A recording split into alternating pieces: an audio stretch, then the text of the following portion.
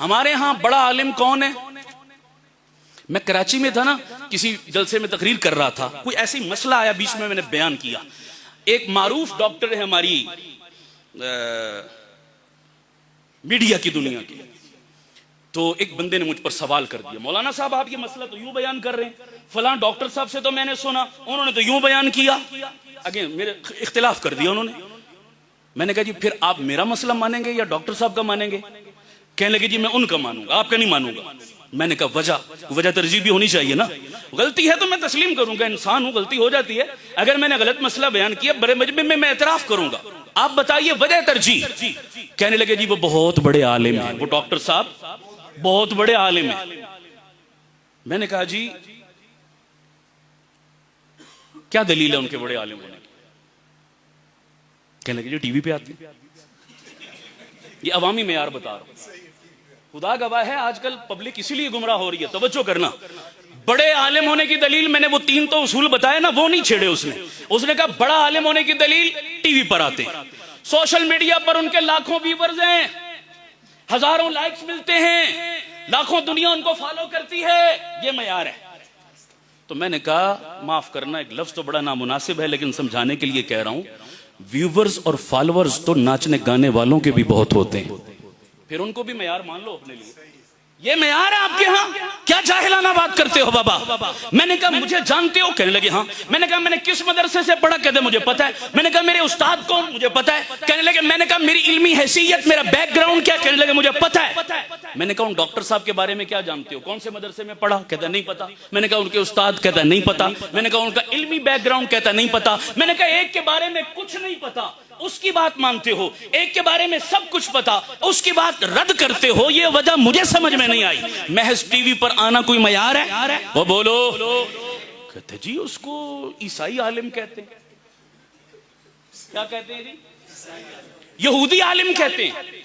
उन डॉक्टर साहब को हिंदू आलिम कहते हैं। तो मैंने कहा कहते रहे, मेरी सेहत पे क्या फर्क पड़ता है? तवज्जो करना, मैं जुमला बड़ा कीमती बोलने लगा हूं। मैंने कहा सारी दुनिया उसे आलिम कहे मैं नहीं मानूंगा। कहने लगे क्यों? मैंने कहा जिस दिन मेरे मुल्क के इन जय्यद उलमा ने कह दिया ना कि वो आलिम है, खुदा की कसम मैं मानूंगा। और वो आज तक किसी ने नहीं कहा, वो आज तक उस डॉक्टर को किसी ने। फिर मैंने भी हजरत थानवी की एक हिकायत सुनाई। एक बंदा पेशे का नाई था। क्या था जी? हर जगह डींगे मारता, कहता मेरे जैसा कुछ जमे ही नहीं, मैं बड़ा अथेंटिक नाई हर जगह। तो एक दफा बादशाह वक्त को बाल कटवाने की जरूरत पड़ी, कहा भाई किसी हजाम को बुलाओ। वो लोग इसको पकड़ कर ले गए शाही दरबार में।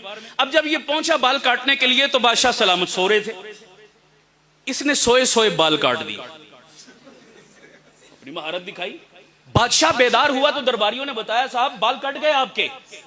वो बड़ा हैरान हुआ, सोए सोए कट गए, कमाल कौन था? कहा जी वो फलां नहीं था, बुलाओ मैं उसको इनाम दूंगा। वो कमाल है कि सोए सोए बाल काट गया, पता नहीं चलने दिया। अब इसको बुलाया, ये बड़ा खुश कि बादशाह के दरबार से सर्टिफिकेट भी मिला, शाबाश भी मिली और इनाम। घर आया ना बेगम को बताने कि पलिए लोके आज ते तू भी मन ना। ये सब मान लेती है दुनिया, वजारत दाखिला को मनवाना। वो कोई अल्लाह वाले बुजुर्ग थे ना, बड़े पीर, बड़ी इज्जत थी, लोग हाथ चूमते थे। घर में बीवी इतनी इतनी गालियां निकालती, टके की इज्जत नहीं। वो बेचारे परेशान, या अल्लाह बाहर लोग मेरे जूते उठाते हैं और घर में ये इतनी मन मन की गालियां देती है। एक दिन घर में आया तो बीवी को कहने लगी अल्लाह की बंदी आज तो मान जा। उसने कहा क्यों? आज तूने देखा मैं यूं हवा में से उड़ के गया हूं, आज मेरी करामत। हवा में से उड़ता हुआ मैं घर के सेन से गुजर के गया था, देखा तूने? मैंने कहा अच्छा ये तू था? हाँ मैं ही तो था, और कौन था? तो कहने लगी ताई मैं आंखें डिंगा डिंगा क्यों पे उड़ दे, शक मैंने पै गया सी पहले, उसने कीड़ा निकाल के ही छोड़ना है। सुनो एक जुमला कहने लगा हूं, खुदा की कसम दुनिया माने कमाल नहीं है, घर की बीवी माने कमाल है। और ये कमाल अगर किसी शख्सियत में था तो उसे मोहम्मदुर रसूलुल्लाह कहते हैं। सबसे पहले घर की बीवी रत्बुल लिसान है, आका आपसे कोई नहीं है। अब ये मेरी बात दूर निकल जाएगी, ये कमाल है क्योंकि बीवी लिबास है, उससे ज्यादा इंसान की शख्सियत को कोई और ये मामूली बात नहीं है। तो बेगम को कहने लगा तू भी मान ना, आज तो बादशाह भी मान गया है मेरे नई पुणे को, मेरी मास्टरी को, मेरे उस्तादी को। बीवी बड़ी समझदार थी, जुमला सुनना। बीवी कहने लगी बादशाह जैसे 100 मिलकर भी तुझे उस्ताद कह दें मैं फिर भी। अब ये उससे लड़ पड़ा, कहता तुझसे मेरी तारीफ इज्जत बर्दाश्त नहीं होती, तू मुझसे जलती हसद करती। उसने कहा बात हसद की नहीं, बात उसूल की है। उसूल क्या है? उसने कहा उसूल ये है कि बादशाह को क्या पता कि नाई पुना क्या होता है। वो बादशाह है, नाई नहीं है। वो समझ आ रही नहीं आ रही? उसको इस फन की बारीकियों का कुछ नहीं पता। तो बादशाह जैसे 100 मिलकर तेरी।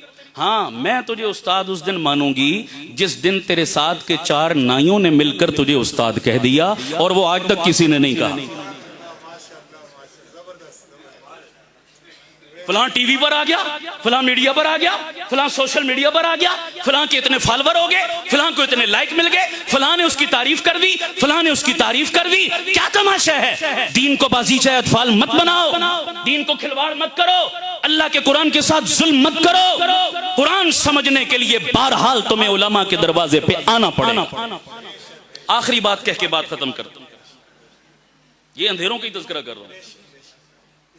अंधेरों वालों को सींग थोड़ी होते हैं, ये अंधेरे वाले ना जिनका मैं जिक्र कर रहा हूं। हाँ, रोशनियां तो मौलाना जला रहे हैं ना। खैर, आखिरी बात कहने लगा हूं। हमारे पिंडी में एक एकेडमी है, वो जितने सरकारी महकमों के रिटायर बाबे हैं ना, उन्होंने बनाई हुई है। जितने महकमों से रिटायर हो गए, बजायर अपने कहीं अच्छा काम किया उन्होंने। एकेडमी का नाम रखा इस्लामिक रिसर्च एकेडमी। क्या नाम रखा? अच्छा, ये जुमला भी बड़ा खतरनाक है। क्यों हजरत? ये रिसर्च वाला कीड़ा है ना, यही तो गुमराह कर रहा है सबको। ऐसा ही है जी। अब बात आ गई है तो थोड़ी सी मैं इस पर अर्ज कर दूं जरा। बात रोशनी अंधेरों की चल रही है। रिसर्च, आपसे सवाल करता हूं, मुझे बताएं, एक लफ्ज होता है सर्च और एक क्या होता है? एक होता है चेक और एक होता है। इतना तो आप माशाल्लाह सब जानते होंगे। ये रिसर्च और रीचेक कौन सी अथॉरिटी करती है, जूनियर या सीनियर? ऊंची बोलो भाई, और ऊंची बोलो। और हमारा ईमान है कि सहाबा, फुकहा, अइम्मा मुज्तहिदीन, मुहद्दिसीन हर एतबार से हमसे कोसों ज्यादा सीनियर थे या नहीं थे? हमें तो अले बे भी नहीं आती बाबा, हम तो नकाल है सारे। हम तो उनकी जूतियों के सदके जो कुछ मिला आगे नकल कर रहे हैं। हमें कुछ नहीं पता। वो असल थे, वो अथॉरिटी थे, वो हुज्जत थे, वो दलील थे, वो थे असल सीनियर। उन्होंने जितने मसाइल कुरान और सुन्नत की रोशनी में हमारे हवाले कर दिए, हमें चुप करके आंखें बंद करके उन मसाइल पर क्या करना चाहिए? ऊंची बोलो, क्या करना चाहिए? असल तो अमल था हमारे जिम्मे, तो जो काम हमारे जिम्मे था हमने वो क्या कर दिया?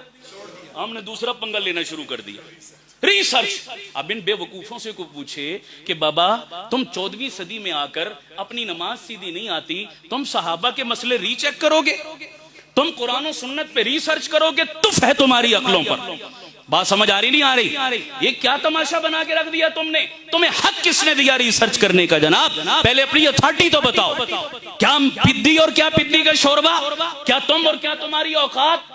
कभी आजकल के किसी डॉक्टर को चैलेंज करना गवारा नहीं किया, किसी इंजीनियर की तहकीक को चैलेंज करना गवारा नहीं किया, किसी साइंटिस्ट की तहकीकात पे रिसर्च करना गवारा नहीं किया। तो क्या कुरान और सुन्नत ही इतना लावारिस रह गया कि जो एरा गैरा उठे वो रिटायरमेंट के बाद कुरान पे रिसर्च शुरू कर दे? भाई रिसर्च का तो मतलब ही ये है कि पहली सर्च पर हमें एतमाद, उसका तो माना ही ये बनता है बाबा। तो तुम सहाबा की तहकीकात पर एतमाद करते हो या नहीं करते? बोलो। अइम्मा मुज्तहिदीन और फुकहा की तहकीक पे एतमाद करते हो या नहीं करते? तो उन्होंने मुझे दावत दी रिसर्च एकेडमी में। मैं चला गया, वो मौजू कुछ और था, लेकिन मुझसे पहले एक प्रोफेसर साहब वहां खड़े हुए, वो गुफ्तगू कर रहे, तो मैं पहुंचा तो मेरे कान में उनकी बात पड़ गई। कहने लगे जी अल्लाह ताला कुरान में फरमाते हैं वलकद यस्सरनल कुरान, हमने कुरान को क्या बनाया? कुरान आसान है। अल्लाह कहता है इन मौलवियों ने चक्रों में डाला हुआ है।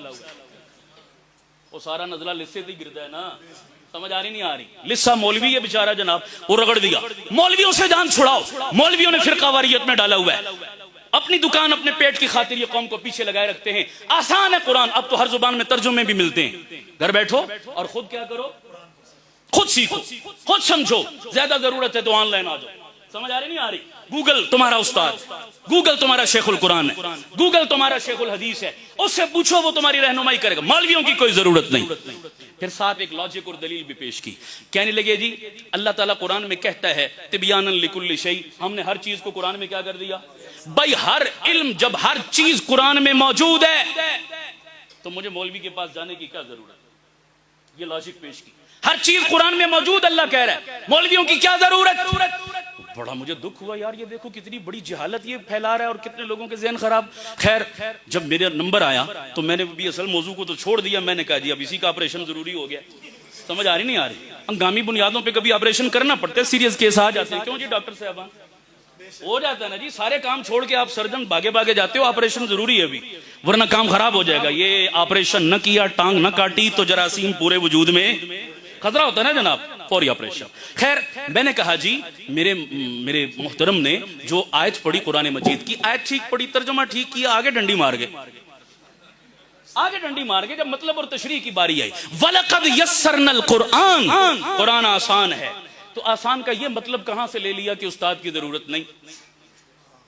ये कौन सी किताब में? हजरात आप तशरीफ फरमा है, मुझसे ज्यादा साहिब इल्म लोग बैठे हैं, क्यों जी ऐसा कोई मतलब है कि उस आसान चीज? मैं आपसे पूछता हूं, रोटी खाना आसान है या मुश्किल? वो तो सारे हंसते आसान। खाना आसान है, पकाना मुश्किल है। साइकिल चलाना आसान है या मुश्किल? दो जवाब आ रहे, ज्यादा कह रहे हैं आसान, कुछ कह रहे हैं मुश्किल। अच्छा अब अगला सवाल, जहाज चलाना आसान है या मुश्किल? अब सबने कहना मुश्किल। हम देखते हैं 23 मार्च को जनाब वो परेड होती है और फिजा में तैयारे उड़ते हैं और वो कलाबाजियां लगाते हैं और करतब दिखाते हैं और हम इतना मुंह खोलकर जनाब उनको हैरान परेशान, या अल्लाह तैयारों की कलाबाजियां लग रही है, क्या है? एक जुमला कहने लगा, मुश्किल है उसके लिए जिसने चलाना सीखा नहीं, और आसान है उसके लिए जिसने चलाना, जिसने नहीं सीखा उसके लिए साइकिल भी मुश्किल, और जिसने सीखा उसके लिए जहाज भी क्या है? आसान। ये मतलब है इस आयत का कि जिसने इन उलमा के कदमों में बैठकर कुरान सीखा, कुरान उसके लिए आसान है, और गुमराही है उसके लिए जिसने अज खुद इंटरनेट पे बैठ के सीखा। अगर कुरान हिदायत देता है तो यही कुरान गुमराह भी करता है? नहीं करता। खुद कुरान का ऐलान है, युज़िल्लु बिही कसीरा व यहदी बिही कसीरा। और मैंने कहा रह गया तेरी दूसरी बात का जवाब। जी अल्लाह कहता है मैंने हर चीज को कुरान में बयान कर दिया, जब सब कुछ कुरान में, मौलवी के पास जाने की क्या जरूरत? मैंने कहा मैं भी एक बात करता हूं। कहने लगे क्या? अच्छा उस जुमला उसने ना सूरा कुबरा मिलाकर बड़ा मजेदार बनाया। कहने लगे हर मसले का हल कुरान में मौजूद, और कुरान मेरे घर में मौजूद, मुझे मौलवी के पास जाने की क्या जरूरत? तो लोगों ने बड़ा अप्रिशिएट किया, क्या कमाल का जोड़ बिठाया इसने जनाब। मैंने कहा सेम ये जुमला मैं भी बोलता हूं, जरा करना वाह वाह। कहने लगे क्या? मैंने कहा हर बीमारी की दवा मेडिकल स्टोर में मौजूद, मेडिकल स्टोर मेरे घर में मौजूद, मुझे डॉक्टर के पास जाने की क्या जरूरत? मैंने कहा बोलो अब दो जवाब। आप क्या कहेंगे? मेरे डॉक्टर भाई बैठे हैं, बोलिए क्या मेरी बात दुरुस्त है? बोलो सारे।